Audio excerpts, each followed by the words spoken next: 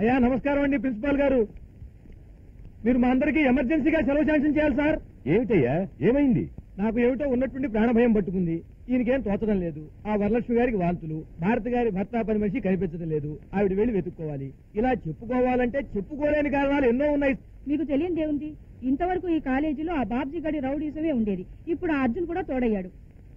ఇంకో 2 నిమిషాల్లో ఆ 2 గ్రూపులు కలిసి కొట్టు చావబోతున్నారు. కాలేజీలో బాబ్జీ దౌర్జన్యం, కాలేజీలో ర్యాగింగ్లు, ర్యాగింగ్ల పేరుతో జరిగే దౌర్జన్యం, కాలేజీలో ర్యాగింగ్లు, కాలేజీలో ర్యాగింగ్లు.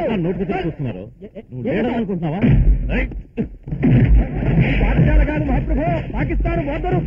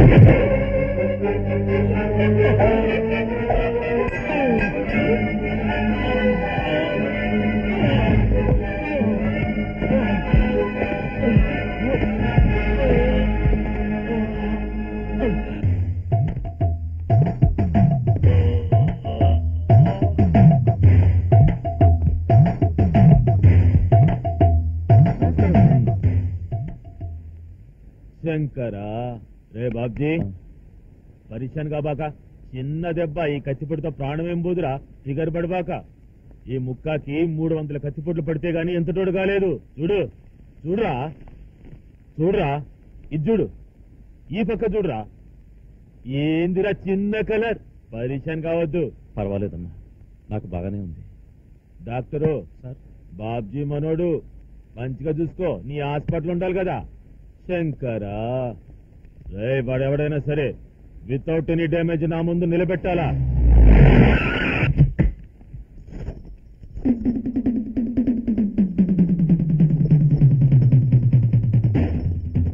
ఎక్కడ రాజు గారు? ఎక్కడ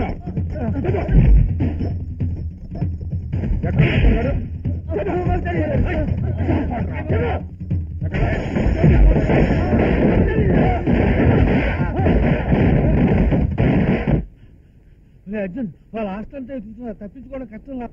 ఈడ లాభం లేదు కానీ మీ అన్నగాడికి పోరా, అక్కడనే సేఫ్. ఈ విషయాలు ఏవి అన్నయ్యకి తెలియకూడదు. ఆయన కంట్రోల్ చేయలేవు.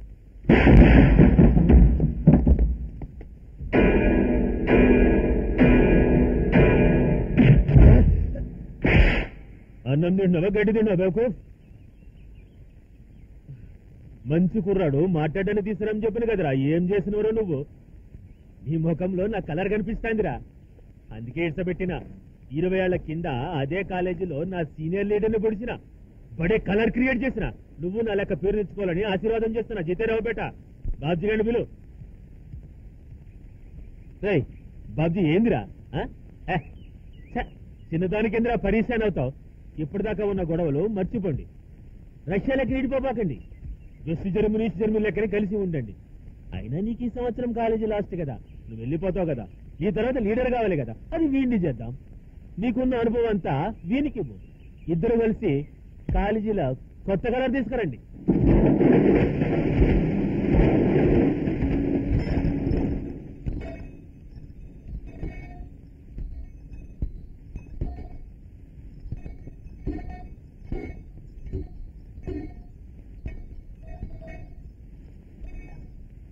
చెక్ మీద సంతకం పెట్టండి సార్. ఒక పాటగాడు ఉత్తరం రాశాడు సార్. ఏమనే? మీ వానర్ గారు బట్టలు ఆదేశుకుంటారేంటి? ఆయన గజ్జి తామరలని మొదలగు వ్యాధులు ఏమైనా ఉన్నాయా అని. ఈ తలపాగా మా అమ్మ చీర, ఆమె జ్ఞాపకార్థం నెత్తి మీద ఎట్టుకున్నాను. ఈ సొక్క మా అయ్య అప్పట్లో వాడిన లేటెస్ట్ పేసను ఆయన జ్ఞాపకార్థం కంటిన్యూ చేస్తున్నాను. ఈ గోసి మా తాత ఏసీ ఎఫెక్ట్ కోసం ఎట్టుకున్నది, అదే ఎఫెక్ట్ కోసం నేను కంటిన్యూ చేస్తున్నాను. ఈ బూట్లో మా అయ్య ఉంచుకున్న ఇంగ్లీషు దొరసానికి జ్ఞాపకార్థం కంటిన్యూ చేస్తున్నాను. మాది మువ్వల వంశం. నేను నడ్డిపితే ఈ మువ్వలు నా 2 కాళ్ళకు తగలగాల.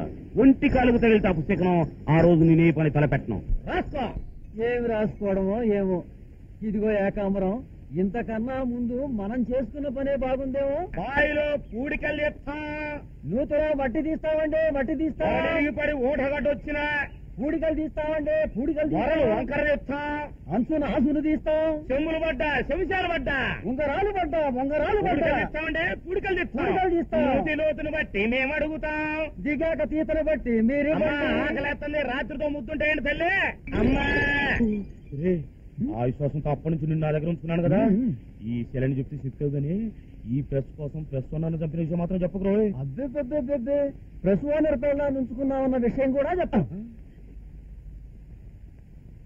నువ్వు హోమ్ మినిస్టర్ కాదు? అరే ఏదో పేపర్లో నువ్వు జేబులు కత్తిరిస్తున్నట్టు చూశాను కదా. కాదండి బాబు, నేను బ్రిడ్జి ఓపెనింగ్ కి రిబ్బన్ కట్ చేయడానికి వెళ్ళినా. ఆ జోక్ చేసిన నేను ఎక్సైజ్ మినిస్టర్. తెలుసు, నువ్వు సుబ్బయించుకున్న దాని కొడుకు కదా. మీ మామని చంపినకి చాలా పరిశాన్ అయినా. నా తెలవని చెప్తా. మీకు తెలుసు కదా నేను మాజీ సీఎంని. నన్ను పడగొట్టి ఆ లలితాదేవి సీఎం అయింది. లలితాదేవి పడగొట్టేదేంది? పైనుంచి పార్టీ పెద్దోళ్ళు వచ్చి పడగొట్టిండ్రు. 10 పరకో తింటే పర్లేదు కానీ కోట్లు తింటేట్లా? ఆ లలితాదేవికి మస్తుగా జనంలో సపోర్టింగ్ కలర్ ఉంది. హలో, మూమెంట్ పూర్తయిందా? యాక్సిడెంట్ కలర్ ఇవ్వండి. బాడీని పోస్ట్ మార్టం కి పనియదు. ఏంది మర్డర్ కేసా రిగ్గింగా? ఏం లేదండి, రాజకీయంగా ఎలక్షన్లకి ఇంకా 2 సంవత్సరాలు ఉంది. 6 నెలల్లో లలితాదేవి గారి గవర్నమెంట్ పడగొట్టి హోమ్ మినిస్టర్ గారిని సీఎం చేయాలి. ఇప్పుడు ఆవిడ ఢిల్లీ వెళ్ళింది. వస్తూనే సారా తీసేస్తుందండి. మాకే కాదు, మీకు కూడా దాని నుంచి చాలా ఎఫెక్ట్ ఉంది. ఎందుకంటే ఎక్కువ సారా పాటలు పాడేది మీరే గనక. అందుకని ఏదో ఉద్యమాన్ని లేపే ఆ గవర్నమెంట్ ని 6 నెలల్లో పడగొట్టాల. ఎంత పేమెంట్ అయినా మేము రెడీ. పొలిటికల్ వాళ్ళతో పెద్ద పరిచయం ఉంది.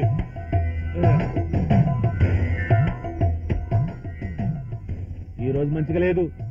రేపు బాగుంది. ఆదివారం దశమి, మధ్యాహ్నం 3 గంటల తర్వాత ధనుర్లగ్నం. అప్పుడు పెట్టుకున్న అగ్రిమెంట్. వృషభ లగ్నంలో పేమెంట్ తీసుకుంటాను. నమస్కారం. వస్తామండి. పోయిరండ్రి. సినిమా యాక్టర్లందరూ రాజకీయాలో పోతుండ్రు. మనం సినిమాలో పోతే కోట్ల రూపాయలు సంపాదించవచ్చు. మనం కూడా పోతే పోలే. అన్నో, అరే నువ్వేడున్నారా? బాణీలను చూసి కింద పాక్కుంటొచ్చానన్నా. ఈ రాజకీయాలలో నమ్మొద్దు. వీళ్ళు నూతికి తెలియకుండా నూతిలో నీళ్ళు అమ్మేసే రకం, గోసికి తెలియకుండా మువ్వను అమ్మేసే రకం. క్యా బాత్ బోల్తే రే తూ. నువ్వే పంపించి తమాషా చేస్తున్నావు. నిన్ను వాళ్ళని కలిపితే నన్ను ఢిల్లీ మిలిటరీ పంపిస్తానన్నారన్నా. సర్లే, నిన్నెందుకు పిలిచినానంటే నా బర్త్డే వస్తుంది కదా. నీ ఫ్రంట్ పేజీలో నా గురించి మస్తుగా రాయి. ఆ డాక్టరు, ఆ పద్మశ్రీ, పద్మభూషణ ఇవన్నీ నా పేరుకు ముందు పెట్టు. ఆ గంధర్వ, బంధువు, రాముడు, భోజుడు, కర్ణుడు ఇవన్నీ నా పేరుకి వెనుక పెట్టు. మధ్యలో నన్ను పెట్టు. అన్నా, నీ సుత్తి ఏం పెట్టాలో నేను చూసుకుంటానులే. ఏమైనా తేడాలు వస్తే నీ మువ్వ బగల కొడతా. నడిపిస్తా. శంకరా,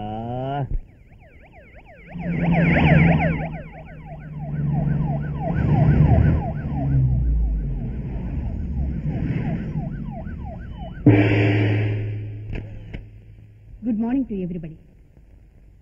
నేను ముఖ్యమంత్రిని అయ్యాక మొదటిసారిగా పాత్రికేయులను కలుస్తున్నాను. చాలా సంతోషం. రాష్ట్రాన్ని గురించి, నా గురించి ఏం ప్రశ్నలు అడుగుతారో నిర్భయంగా అడగండి. ఈ రాష్ట్రానికి చిన్నగా చెప్పండి. నాకు గట్టిగా మాట్లాడటం అలవాటండి. చెప్పండి. ఈ రాష్ట్రానికి మీరు తొలి మహిళా ముఖ్యమంత్రి కదా, మీరు ఎలా ఫీల్ అవుతున్నారు? ఇంటిని దిద్దడంలో ఇల్లాలిగా నా బాధ్యత ఎలా ఫీల్ అవుతానో, రాష్ట్రాన్ని దిద్దడంలో ముఖ్యమంత్రిగా కూడా అలాగే ఫీల్ అవుతున్నారు. గడిచిన 2 సంవత్సరాల్లో 2 క్యాబినెట్లు మారాయి. మిగిలిన 3 సంవత్సరాలైనా మీ క్యాబినెట్ ఉంటుందా? ఉండేలా పరిపాలిస్తే ఉంటుంది. ఈ మధ్య ముఖ్యమంత్రి కంటే ఆయన అసమ్మతే ముందు తయారవుతుంది. మీకు అసమ్మతి తయారైందా? అవబోతుందా? చూడండి, జర్నలిజం అనేది ప్రభుత్వానికి ప్రజలకి వారధి లాంటిది. అడిగే ప్రశ్నలు 10 తరాలకు నిలబడేలా ఉండాలి, కానీ 10 మంది నవ్వుకునేలా ఉండకూడదు. ఎక్స్క్యూజ్ మీ మేడం, ఇప్పుడు మన రాష్ట్రంలో ఆడవాళ్ళందరూ సారా తీసేయాలని ఆందోళన చేస్తున్నారు. వాళ్ళ మీద చాలా దౌర్జన్యాలు జరుగుతున్నాయి కదా. ఈ ఉద్యమాన్ని మీరు ఏ దృష్టితో ఆలోచిస్తారు? నేను ఒక స్త్రీననే దృష్టితోనే ఆలోచిస్తాను. మన దేశంలో కులాలనేవి ఉండకూడదని, అందరికీ ఒకే కులం కావాలని పెద్ద పెద్ద ఉపన్యాసాలు ఇస్తారు కదా. మరి ఈ రోజు మన రాష్ట్రంలో ఏ కాన్వెంట్కి వెళ్ళినా కులం పేరు చెబితే గానీ పిల్లలకి సీట్లు ఇవ్వడం లేదు. కులాల పేరు చెప్పి హాస్టల్స్ కడుతున్నారు, స్కూల్స్ కడుతున్నారు, కళ్యాణ మండపాలు కడుతున్నారు. మీ కేబినెట్ నుంచి కాన్వెంట్ వరకు మొత్తం కులాల మీద నడుస్తుంది. దీనికి మీ సమాధానం ఏమిటి? మంచి ప్రశ్నే అడిగావు. కానీ దేవుళ్లే మతాలు కులాలు పెట్టుకు పుట్టిన ఈ సృష్టిలో ఇది ఎప్పటికీ జవాబు లేని ప్రశ్న. మీరు ఢిల్లీ ఎందుకు వెళ్ళారు మేడం? మంత్రివర్గ విస్తరణ కోసం మాత్రం కాదు, మన రాష్ట్రానికి కావాల్సిన నిధులు అడగడానికి వెళ్ళారు. ఇప్పుడు మీ పరిపాలన రాష్ట్రాన్ని బాగు చేయడం కోసమా, వచ్చే ఎలక్షన్ ఓట్ల కోసమా? ఓట్ల కోసం తప్పడడుగులు వేసే నాయకులు నా దృష్టిలో వడ్డించిన విస్తర మీద నిల్చుని రేపొచ్చే వర్షం కోసం ఎదురు చూసేవారు. అలాంటి రాజకీయాన్ని నేను సమర్థించను. నాకు చేతనైతే మంచి చేస్తాను గాని రేపటి ఓటు కోసం ఎంగిలాకులు నాకే కుక్కల్ని మాత్రం ఆదర్శంగా తీసుకోను. మీరు ఒక ఎలిమెంటరీ స్కూల్ టీచర్ భార్య కదా. మీ సోషల్ సర్వీస్, మీ నాన్నగారి స్వతంత్ర పోరాటం మిమ్మల్ని ఒక మంచి నాయకురాలిగా చేసి ఈ రోజు సీఎంని కూడా చేశారు. కానీ మీ వారిని మీరు ఇంకా ఎలిమెంటరీ స్కూల్ టీచర్ గానే ఉంచడం మీ సింప్లిసిటీ ప్రజల ముందు ప్రచారం చేసుకోవడం కోసమని కొందరు అంటున్నారు. దీని గురించి మీ వారేం బాధపడడం లేదా? ఏమై, నేను అలా ఫీల్ అవటం లేదు. ఎలిమెంటరీ స్కూల్ టీచర్ భార్యగా నువ్వు సీఎం అయ్యావు గాని సీఎం భర్తగా నేను టీచర్ని కాలేదు. నేను బాధపడేది ఒక్కదానికి, నా విద్యార్థులు తప్పు చేసినప్పుడు, పరీక్షలో తప్పినప్పుడు. ఆ విద్యార్థుల్లో కలెక్టర్లు ఉండొచ్చు, సీఎంలు ఉండొచ్చు, రాష్ట్రపతులు ఉండొచ్చు. గాంధీ గారు లాంటి వారే ఇద్దరు ఆడపిల్లలను ఆసరాగా తీసుకుని నడిచినందుకే తప్పు పట్టిన లోకం ఇది. దాన్ని నువ్వు పట్టించుకోకు. అధికారంలో ఉన్న వాళ్ళు మెంటల్ గాను ఉండకూడదు, సెంటిమెంటల్ గాను ఉండకూడదు. నీతి తప్పన నిరంకుశంగా ఉండాలి. నా భార్య ఎంత సీఎం అయినా ఈ ఎలిమెంటరీ స్కూల్ టీచర్ జీతంతోనే అన్నం తింటుంది. అదే ఆవిడ గొప్పతనం. ఆ జీతాలు సరైన టైంకి రావటం లేదు. 1వ తేదీకి వచ్చేలా చూడండి. ఇంట్లో ఇబ్బందిగా ఉంది. త్వరగా కానివ్వండి, మీ కేబినెట్ మీటింగ్ ఉంది. ఇప్పుడు నువ్వు తాగుతున్నావు, నువ్వు దౌర్జన్యం చేస్తున్నావు. చట్టం నీదే అనుకుంటున్నావు. ఒకరిని అడిగే హక్కు నీకెక్కడుంది? నేనంతరపరచగొట్టిన గుండాని. నాలో కొన ఊపిరిగా మిగిలిన న్యాయం, ధర్మం అగ్నిపర్వతమై బద్దలవకూడదని తాగుతున్నాను. ఓడిపోయిన చట్టాన్ని చూసి నేనే చట్టమయ్యాను.